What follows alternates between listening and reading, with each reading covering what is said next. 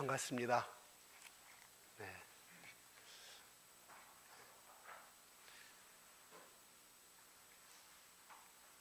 노아의 방주에서 제가 전번에 설교할 때 하나님은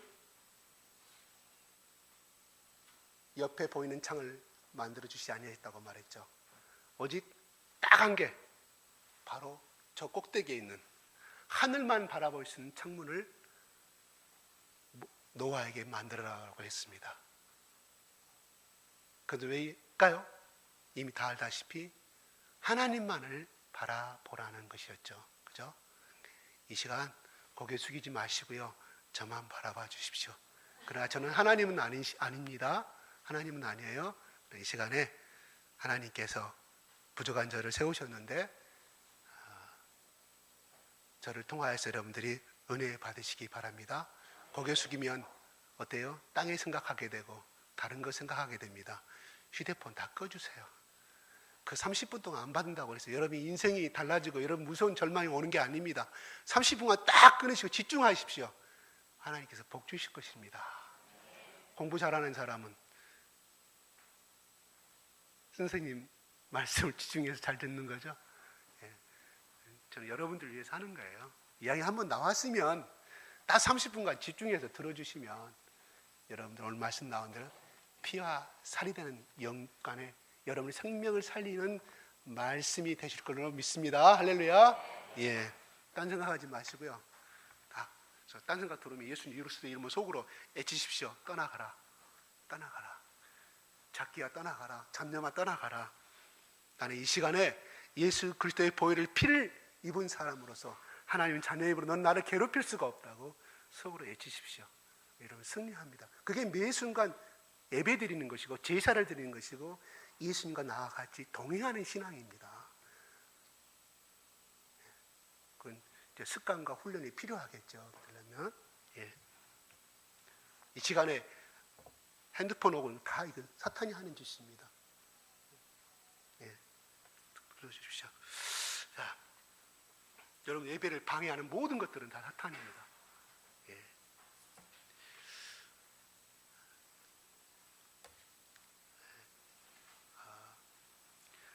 오늘 그 말씀은 아마 여러분들이 오늘 저의 설교를 듣고 은혜 받는 것보다는 이 말씀을 깊이 묵상하면 따로 개인적으로 조용히 묵상 가운데 들어간다면 굉장히 많은 성령께서 은혜를 주실 것입니다.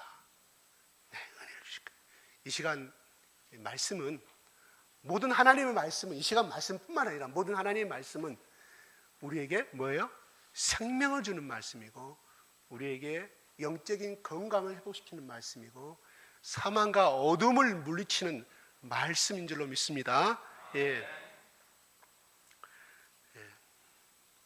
하나님께서 이스라엘 백성들에게 40년간 광야 생활을 시키셨습니다. 그래서 지난주 수요일날 제가 그런 내용으로 말씀드려서 잠시 제가 여러분들에게 복습하는 겸해서 또 수요일날 예배 참석하셔야 하는 말씀을 통해서 잠깐 타치를 좀 하고 가겠습니다. 광야 40년 11일 만에 들어갈 수가 있고 아무리 돌고 돌아도 30일 있으면 갈 수 있는 그 길을 하나님이 왜 40년 동안 광야길을 걷게 했냐고 했냐면 바로 우리를 낮추시며 마음을 시험하사 그 명령을 지키는지 아니 지키는지를 알려 하신다고 하셨습니다. 광야 40년은 하나님이 인간을 훈련하는 연단의 시간들이었고 그들을 거룩하게 만드는 시간들이었습니다. 그래서 하나님 손에 훈련받았고 살아갔던 그 실현의 시간을 통해서 그들은 순종을 배울 수가 있었습니다. 또한 거기서 그들에게 순종과 훈련만 시킨 것이 아니라 가장 매일매일 필요한 만나를 주셨습니다. 바로 만나를 주신 것은 사람의 떡으로만 사는 것이 아니라 바로 하나님의 입에서 나오는 모든 말씀으로 사는 줄을 알게 하려 주셨다고 하나님은 친히 말씀하셨습니다. 바로 이것입니다. 하나님은 인간의 육의 양식을 주신과 동시에 항상 백성들에게 약속하시고 그 말씀으로 백성들을 인도하십니다. 하나님이 중요한 것은 그들에게 그들을 먹이시고 입히셨지만 40년간 의복이 헤어지지 아니하고 발이 부르트지 아니한다고 말씀하였습니다. 그래서 성경의 말씀에 출애굽기에는 그 어린아이부터 어른까지 무릎이 굽어지거나 다리가 다치거나 이버릇이 없어가지고 그들이 추위에 떨었다는 말씀이 하나도 기록되지 아니하고 있습니다. 이건 뭐예요? 하나님께서 그렇게 약속하신 대로 그렇게 그들을 업으시고 입히셔서 그들을 광야 40년간을 지나게 하셨다는 것을 의미하고 있습니다. 오늘 본문 말씀에 너희 조상들은 광야에서, 다시 한번 읽어볼까요? 본문 말씀 49절 51절 같이 읽어볼까요? 시작.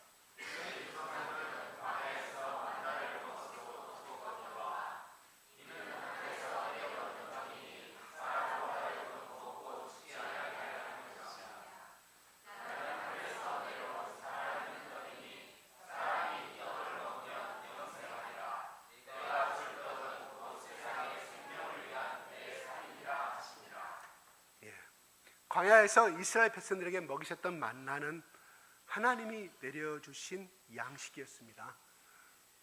만나는 어디서 왔습니까? 하늘에서 왔죠. 하늘에서, 그죠? 하나님이 기적을 베풀어서 거기에 사막에 있는 어떤 식물과 또한 풀을 통해서 만들 수도 있었을 것입니다. 그러나 하나님은 그 방법을 선택하지 아니하시고 그들이 알지 못하는, 지구상에 존재하지 아니한, 또한 430년 동안 애굽에서 한 번도 먹어보지 못한 신비한 만나를 주셨습니다. 그들은 아침에 일어나면 그 만나가 지면에 떨어진 것을 발견하게 되었습니다. 그들은 아무것도 한 것이 없었습니다. 그저 아침에 일어나서 그들 식구만큼 먹을 수 있는 양만 바구니에 담아서 담기만 하였던 것이었습니다. 메추라기는 하나님이 제공하는 고기였고 반석에서 낸 물은 음료였습니다.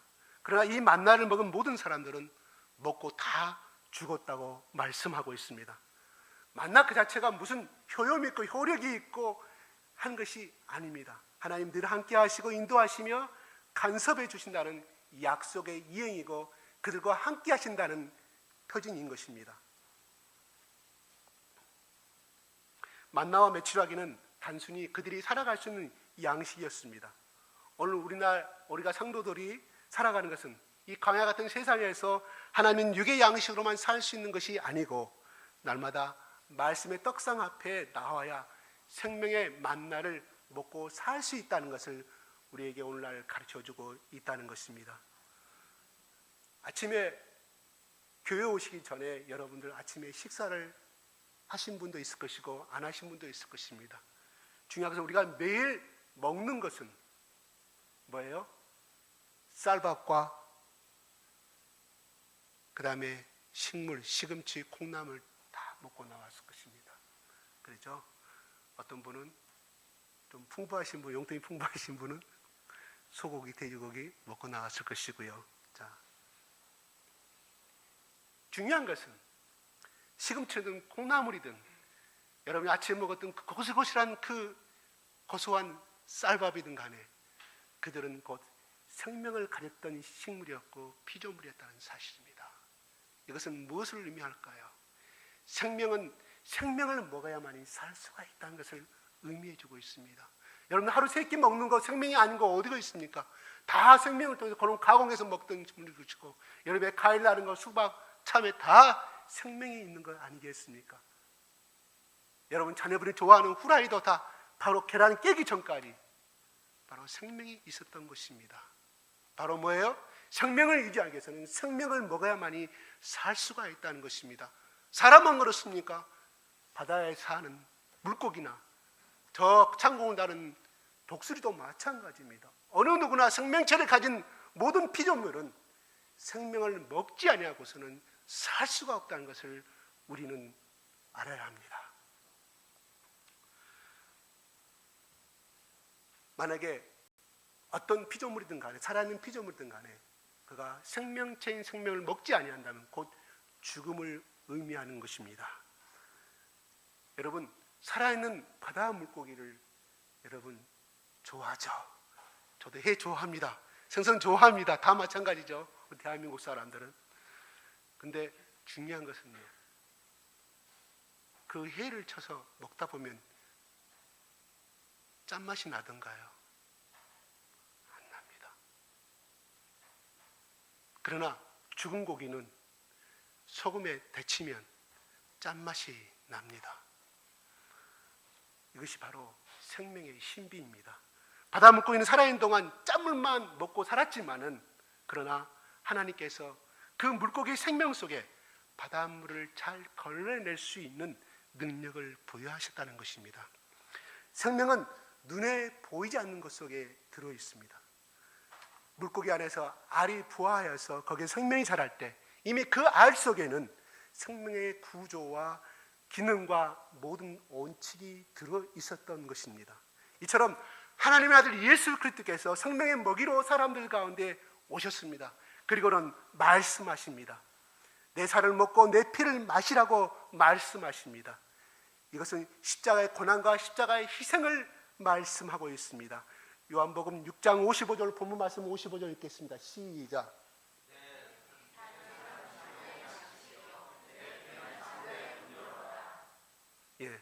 예수는 이스라엘 백성들을 향하여서 내가 참된 양식이고 참된 음료라고 말합니다. 참되다란 말은 이 양식 외에는 다 거짓된 것이라고 뜻을 가지고 있습니다.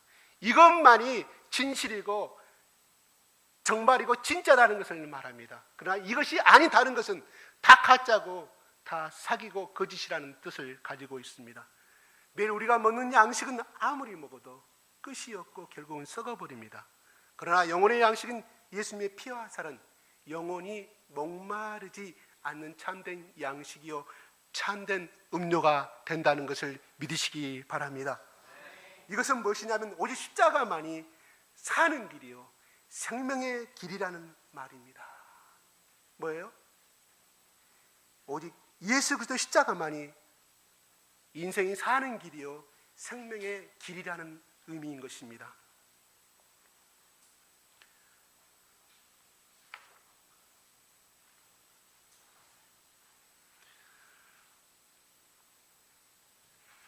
하나님께서 아담과 하와가 죄를 범하였을 때 그들이 저주받은 땅으로 에덴 동산에서 추방하게 되죠. 그죠? 저주받은 땅에서 그 땅을 갈게 만듭니다.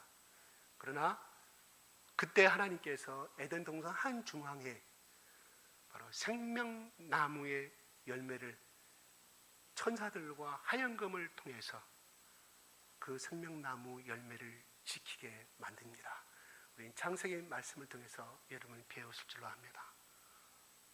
하나님께서 그들이 죄악으로 인하여서 저지른 죄로 인해서 영원히 죽어야 되고 멸망당해야 하지만 하나님은 그들이 다시금 하나님의 형상을 회복할 수 있는 길을 하나님께서는 그때부터 만들어 두셨다는 사실입니다.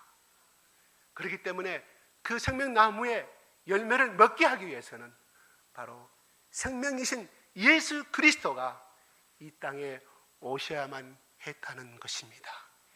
이것이 바로 하나님의 사랑이요 예수님의 사랑인 줄로 압니다. 여러분, 여러분의 손주나 여러분의 자식을 바라보게 되면 어떤 마음이 드는가요?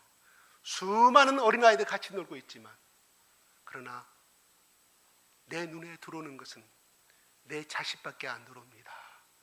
그렇습니까? 내 자식만이 귀하고 내 자식만이 소중합니다.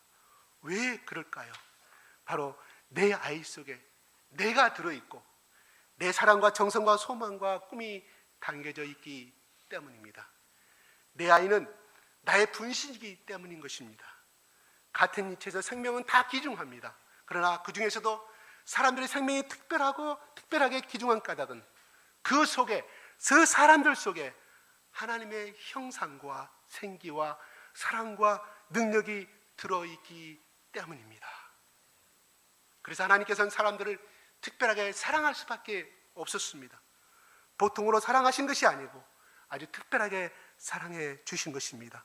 사람들을 만물의 영장을 세우시고 만물을 다스리게 하셨고, 또한 피조물을, 모든 피조물을 바라볼 때마다 아담이 하나님 주신 그 능력으로 그 동물의 특성에 맞게끔 이름을 짓게 만드는 그런 능력까지 부여해 주는 것을 우린 창세기를 통해서 배울 수가 있었습니다.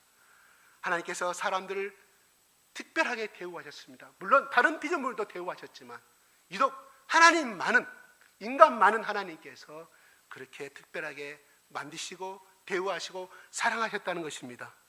그러므로 사람들은 마땅히, 인간들은 그 창조주 하나님께, 그 창조주 아버지께 영광 돌리며 그 말에 순종하고 살아가는 것이 바로 마땅한 도리요, 인간의 도리였던 것입니다. 그러나 안타깝게 사람들은 그 하나님이 원하는 대로 살지를 못했고, 하나님께 영광과 찬양을 돌리기보다는 오늘날도, 과거에도, 앞으로 미래에도 그렇게 불순종하며 사는 사람들이 많을 것입니다. 불순종에 지은 죄로 인한, 아담으로 인한 그 죄의 속성이 오늘날까지도, 앞으로 예수님이 다시 오시는 그날까지도 그렇게 해서 행하여지고 말 것입니다.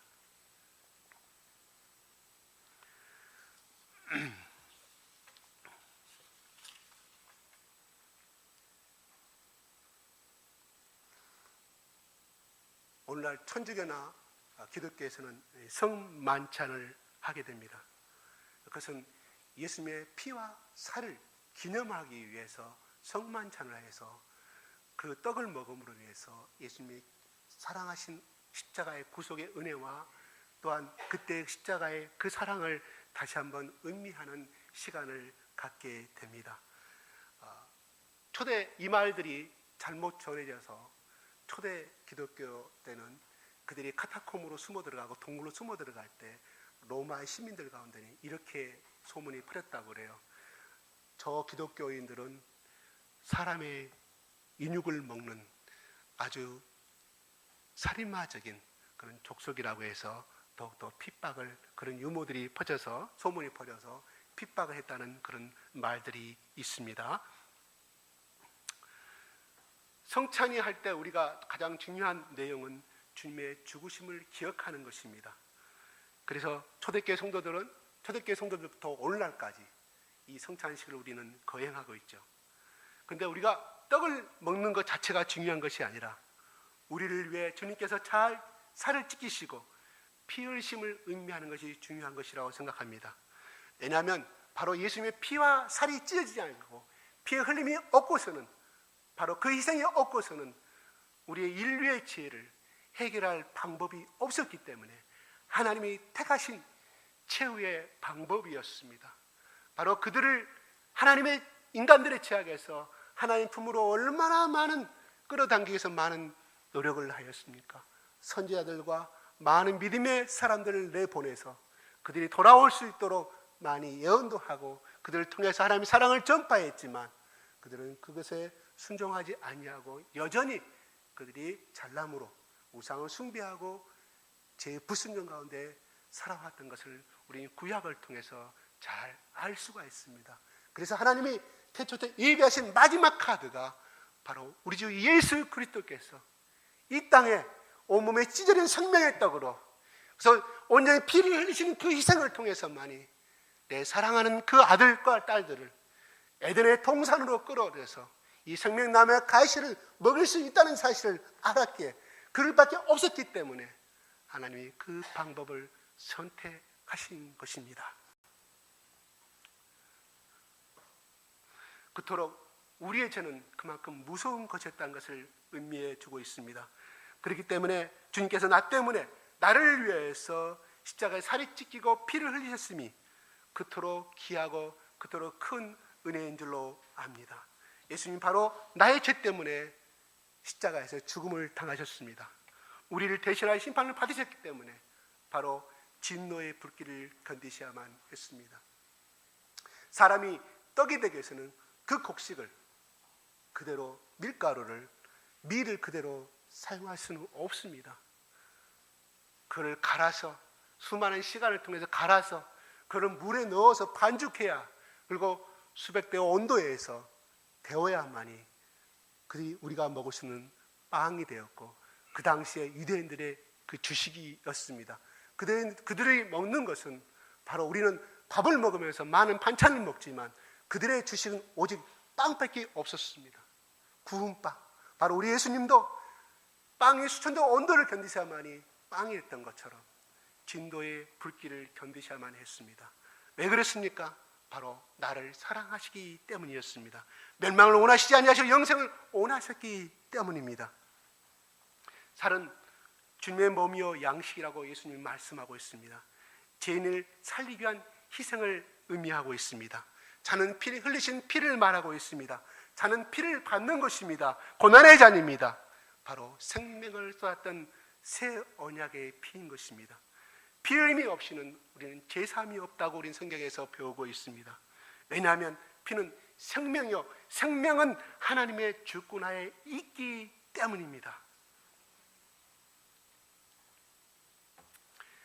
멕시코 요새 트럼프가 자기 대통령 되면 공약이 뭐 있었습니까? 미국과 멕시코 경계선에 쫙 지금도 담이 쳐져 있지만 그 담을 넘어 지금도 들어오기 때문에 이제 어떻게 돼요? 미군들을 풀어가지고 그걸 지키겠다고. 그래서 그 담을 넣어서 미리고 가는 사람들 다 때려잡겠다고 말하고 있습니다. 왜 그렇습니까? 그들이 멕시코 사람들 단순히 넘어와서 불법 이민한 건 그렇게 좋지만 멕시코에서 재배되는 그 밀림지 재배되는 마약과 이런 것들이 엄청나게 미국의 시민들을 오염시키고 죽음에 빠뜨리기 때문에 더 그런 면도 있습니다.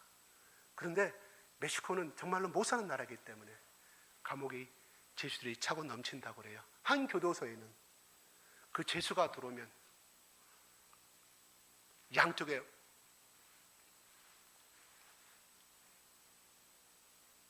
교도관들이 서 있는 상태에서 수십 미터를, 수백 미터를 50번이고 100번이고 예측에 맞는다면 나의 이름은 무엇이고 무엇 때문에 이곳에 들어왔고 나는 이런 죄를 범했습니다 해서 그가 목이 터지도록, 그 죄수가 목이 터지도록 예친다고 합니다. 잠깐만요. 그러면 기진맥진해서 그 죄수가 쓰러진다고 그래요. 너무 오랫동안 소리를 질렀기 때문에 1시간이고 2시간이고 3시간이고 그래서 자기 그 예친 그 소리의 에너지가 다 소비돼서 쓰러지면 거기에 감옥을 담당하는 종교 기독교 사람이 그 쓰러진 사람에게 이렇게 말한답니다. 빵을 주면서 이것은 너의 허물과 너의 죄악을 위해서 십자가에 짊어지신 예수 그리스도의 빵이라고 입에 주어지면 열이면 열 다 펑펑 운다고 합니다.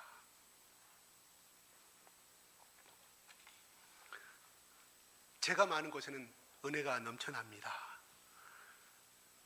주 앞에 우리 모두는 이 사실을 깨닫고 나왔고 또한 그 은혜로 하나님의 아들이 되게 하시고 믿음으로 생명의 떡을 받아먹고 사는 택하신 족속이고 왕같은 제사장이며 하나님의 소유된 백성이 된 줄로 믿으시기 바랍니다. 바로 우리가 누려야 할 축복이 얼마나 큰가를 생각해 봅니다. 우리 속에 영원한 생명이 있다고 말합니다. 53절을 한번 읽어볼까요? 시작.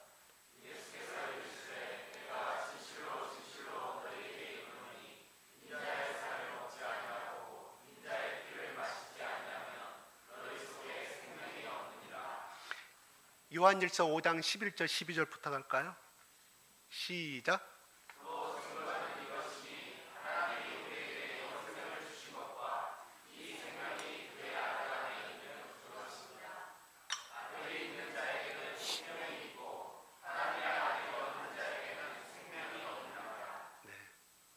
이 말은 예수님의 피의 공로가 아니고서는 제사함을 받을 수가 없다는 결론적으로 그렇게 말씀해 주고 있습니다. 새로운 피조물로서 이뤘던 하나님의 형상을 예수 그리스도의 보혈의 피를 통하여서 하나님의 형상으로 회복하게 하시는 것입니다. 그러므로 하얀금을 통하여 막았던 생명나무 가시를 먹게 하시는 것입니다. 계시록 2장 7절 한번 읽어보겠습니다. 시작.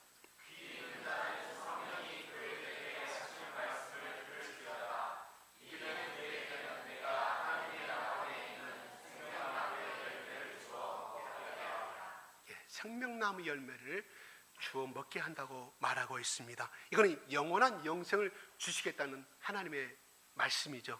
십자가를 통한 주님의 살과 피가 모든 행실로 정결케 하시며 제약된 나를 영의 사람으로 물과 성령으로 거듭나게 하시는 것입니다.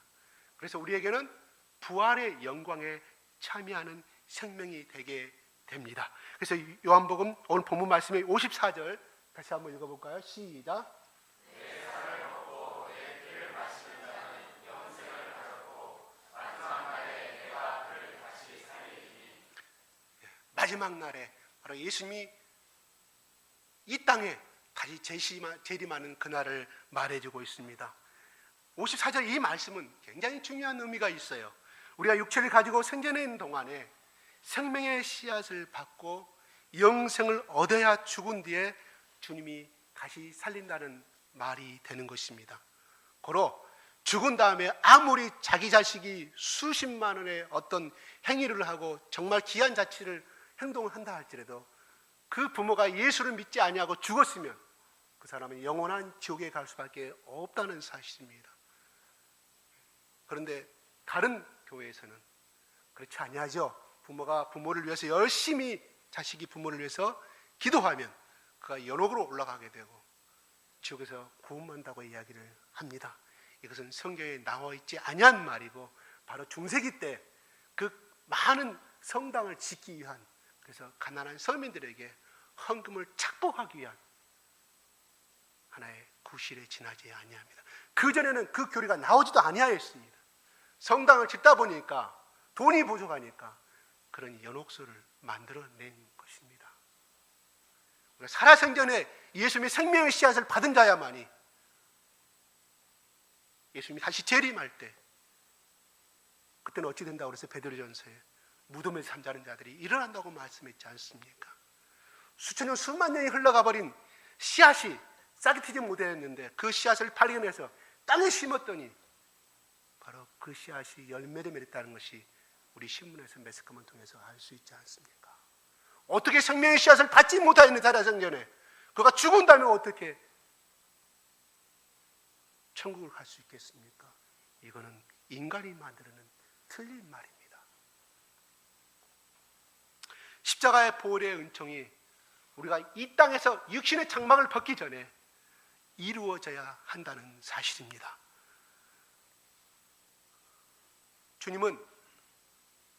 하나님은 우리가 주님의 살과 피를 먹는 자에게 우리 속에 영원한 생명의 씨앗을 주신 것을 믿으시기 바랍니다.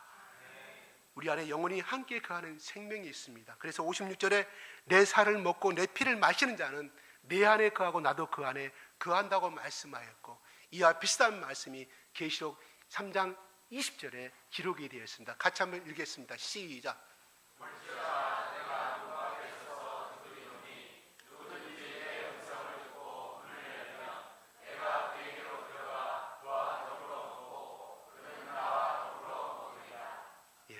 살과 피를 먹는다는 것은 주님이 주신 생명을 내가 유지하는 것을 말합니다. 주님이 우리 안에서 내 생명을 주관하시며 함께 거하신다는 의미입니다. 주님 내 안에, 내가 주님 안에 동거하게 된다는 사실입니다. 그래서 요한복음 15장에는 너는 포도나무니, 그죠? 예수님은 포도나무고 우리는 가지라고 말씀하였습니다. 그래서 우리는 그냥 가지기 때문에 포도나무이신 그 예수님께 접붙여 살기만 하면은 예수님이 주시는 모든 진액과 은혜를 먹고 살 수 있다는 말입니다. 그것은 무엇을 의미할까요? 생명을 유지하며 많은 열매를 맺을 수가 있다는 것을 의미해주고 있습니다. 이스라엘 백성들에게 아무리 예수님이 하나님의 아들이고 생명의 열매임을, 영원한 생명임을 가르쳐 주어도 안 되기 때문에 그들이 좋아하는 포도나무를 통하여서 그들 앞에 있는 바로 그 포도나무를 통하여서 비유적으로 말씀하신 내용임을 우리는 잘 알고 있습니다.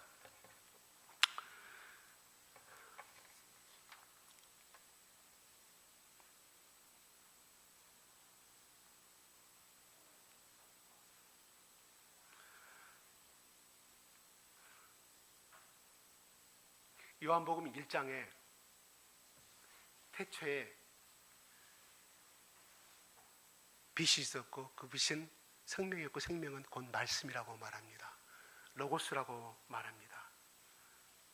로고스라는 것은 단순하게 말로 전달하는 메시지가 아니라 그리스도의 십자가의 죽음과 부활로 이루어진 말씀을 뜻하고 있습니다. 그래서 말씀을 먹는다는 것은 사도 바울이 말씀한 대로 나는 죽고 내 안에 그리스도가 들어오시는 구체적이고 체험적인 삶을 뜻하고 있습니다. 예수님 말합니다. 내 말을 들으라, 내 명을 지키라, 내 계명을 지키라고 말씀합니다. 또한 이 말씀은 내 살을 먹고 내 피를 마시라고 하신 것과 비슷한 말입니다. 이 말은 단순한 들음이 아니고 단순한 듣고 끝남이 아니라 철저한 자기 부정과 거듭나는 삶을 강력하게 우리에게 요청하는 말입니다. 그의 살을 먹고 피를 마신다는 것은 바로 예수 그리스도와 더불어 함께 죽고 함께 먹고 사는 것을 뜻합니다. 또한 그의 낮아지심을 본받아서 우리도 낮아짐을 뜻함이며 그가 아버지께 온전히 순종하시어 자기를 희생하시고 내어주신 것처럼 우리도 하나님께 나의 생명을 안전히 내어드림을 의미하고 있습니다. 먹는다는 것은 바로 내 속에 그 말씀이 들어와 소화가 돼서 내 영적 삶이 변화되고 자라나는 것을 뜻합니다. 귀로 듣는 하나님은 다분히 생각하는 하나님이고 이론적인 것에 머물고 말지만은 그러나 먹는 하나님은 바로 그가 내 안에 오시고 내가 그 안에 들어가는 체험적인 삶을 뜻합니다. 우리가 밥을 매 끼 먹듯이 우리에게 필요한 것은 그리스도의 살과 피를 매일 먹어야 합니다. 그리스도의 은혜, 내가 예수를 믿기 전에 얼마나 큰 죄인이었으며 큰 악인이었던가를 끊임없이 발견하는 것은 바로 예수 그리스도의 보혈의 십자가만이, 그 앞에 나간 자만이, 그분을 예수 그리스도의 보혈의 피를 100% 먹은 자만이 자기가 얼마나 큰 죄인인 것을 알 수가 있습니다. 우리가 몇 주 전에 왔던 우리 인도네시아 사무엘 목사님, 그가 앞에 서자마자 하는 말이 뭐였습니까? 자기는 큰 죄인이었고 지금도 큰 죄인이라고 고백합니다. 우리가 어떻게 잘못 생각한다면 그가 가게에 얼마나 많은 강도짓을 하고 얼마나 많은 도둑질을 하고 그가 얼마나 나쁜 짓을 했다고 생각할 수가 있습니다. 그러나 그가 말하는 하나님 앞에 죄라는 것은 그가 그 확실한 예수 그리스도의 보혈의 피를 만났을 때 그가 영적으로 발견한 죄인 것입니다. 그러므로 나는 의인이라고 생각하고, 그 의인이라는 말 하나님이 잊으신 의인을 말한 것이 아니고요, 윤리적으로 의인이라고 생각하는 사람들은 대단히 죄송합니다만 아직도 예수 그리스도의 보혈의 십자가를 뜨겁게 만나지 못한 사람이라고 저는 말씀을 드리고 싶어요. 네. 우리가 매일 먹는 이 밥상에 바로 예수 그리스도의 생명을 의미하고 예수 떡을 의미하는 밥상이 되었으면 좋겠습니다. 내가 먹는 밥을 단순한 양식으로만 생각하지 말고 그리스도의 살을 먹는 것이며 내가 마시는 국이나 물이 바로 그리스도의 피라고 생각하면서 먹는다고 하면 나는 매일매일의 삶이 바로 그리스도와 연합한 삶, 그의 겸손과 온유와 사랑을 본받는 삶으로 우리의 신앙은 발전하게 될 것이며 축복된 가정이 될 것이며 축복된 영혼이 될 것인 줄로 믿습니다. 기도하겠습니다.